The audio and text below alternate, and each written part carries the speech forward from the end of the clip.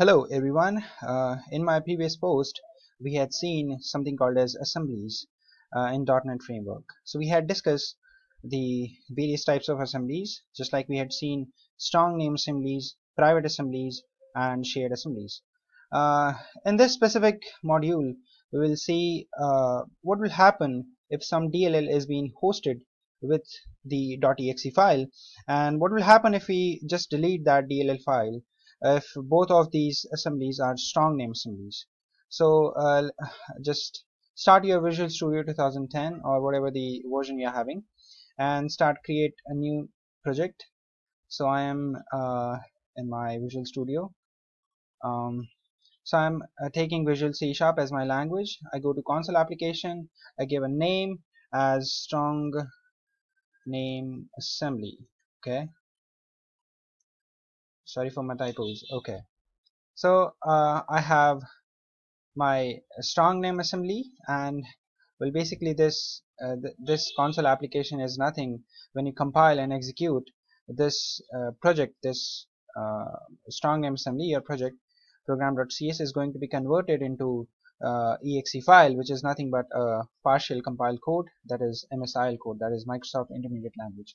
So now we having .exe is been, it is ready, and now we need to create the DLL file. So I go to my solution, I go to add new project, and I'll select class library, which is nothing but your DLL file. So this is class library, and I give a name my DLL. Okay, so I hit enter, and you can see in my project, in my I have a two project in my solution explorer. I have my DLL file, my DLL, and I have a exe, that is strong name assembly. So you can see you can defer it with the help of class1.cs, that is my DLL, and strong name assembly you having program.cs. You can see the .cs extension as C#. Okay, so I'll first code my class1.cs, which is your DLL. So I create one method, that is public uh, string method, and now I'll just make a return over here, return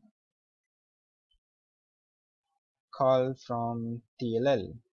Okay, and now I just need to host this DLL file, this class or this complete DLL file, into this exe file. So what exactly I can do, I can just make a reference, that is right click, add reference. But before that, I need to make something called as as we are working on strong name assembly. So I first need to create my key pair, uh, and then I need to append that key pair in the assembly info.cs. Okay, so my key pairs are actually ready in my C drive. You can see over here, this is my key is snk. Just delete this, this is not important.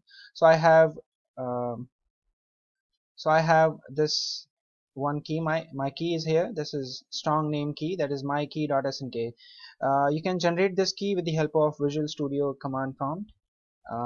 So I go over here and make a run as administrator, and with the help of sn, that is strong name.exe, which is inbuilt tool in Visual Studio, sn.exe dash k, and just give the path where you want to save this key. So if I make this my key1.snk, it will be saved in my C drive. You can see my key1.snk is being generated. So we had discussed this thing in my another video, that is strong name assembly video. So I take any of this key. So let's say I chose this one, my key.snk. I just need to append this path in my assembly info.cs, which is this one, and I go to here and I just write a code, that is simple one line assembly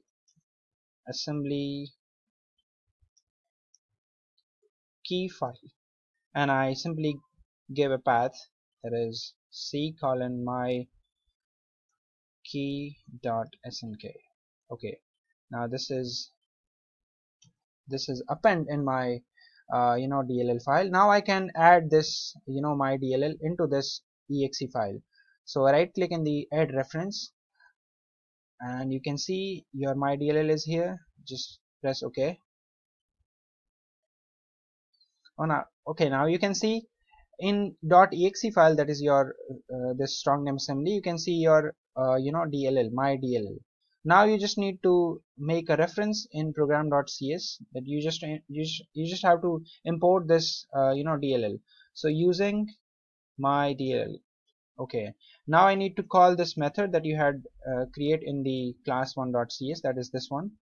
So I get back to my main method, and first of all I'll create the class object equals to new class object, and then I'll just print that method console dot write line, that is this one, and then I call the object and the method, you can see. Okay, now I just make a console dot read key in case the screen gets disappear. Okay, I built the method and you can see build 2 succeeded. So I just run this application in case some problem appears. So you can see call from DLA, this is working actually. So what I'm gonna do is I go to this solution, I right click and open folder in Windows Explorer. I have my this strong name assembly project and bin debug, and you can see as we had append our DLL into the exe file, so the project is having DLL and exe on the same folder.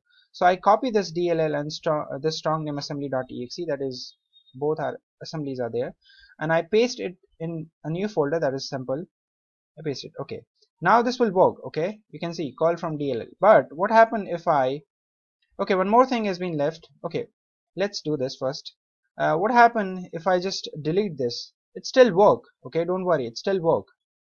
But the thing is, why this works is because your strong name assembly.exe, it is not yet strong name because we haven't include any key here. You can see assembly info.cs doesn't have any key. You can see this is blank. But your DLL is strong name assembly because we have this strong key here, and we haven't include this key in case in the case of this exe. So this is weakly name assembly, so even if this DLL gets deleted, this strong name assembly will work.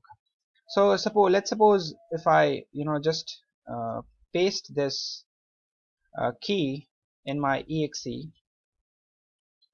assembly info.cs. Let's do this, and then if I go to this simple folder, let's control shift B, and let's go to strong name assembly first one, and then again if I copy and paste it, my DLL and strong name assembly, copy, and this has to be deleted. Okay, I paste it.